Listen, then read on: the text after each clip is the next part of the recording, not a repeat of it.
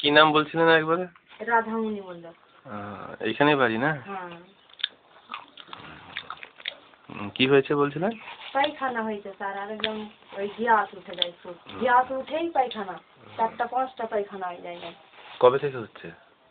মাঝে মধ্যে এরকম হতেই থাকে, সমস্যা পায়খানা এমন ধরেছে তো ছাড়ছেই না, কি ব্যাপার আছে। এটা আমি কেনা ওষুধ, জানেন তো? ফ্ল্যাজিল ফুরানিটা দিয়ে দাও দুটো।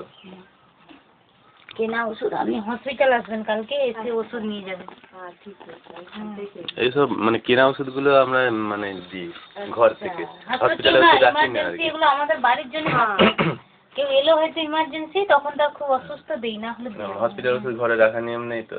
এটা কেনা ওষুধগুলো এখানে দিই, আর হসপিটালে যখন হসপিটালে আবার আজ রবিবার তখন আবার দেওয়া। হ্যাঁ হ্যাঁ না তা আমি বেশিরভাগ দেখো দিদিমণি, আমি দেবো। হ্যাঁ দিয়ে দাও। হসপিটাল থেকেই আমাদের কি হসপিটালের ওষুধ শুট করে গেছে নাকি, তো হসপিটালের ওষুধেই আমি ভালো হচ্ছি। নামটা আছে এক জায়গায়। ঠিক আছে দিয়ে দাও, এক্সপায়ারি ডেটটা বাদ দিয়ে দাও। হ্যাঁ ঠিক আছে দিয়ে দাও।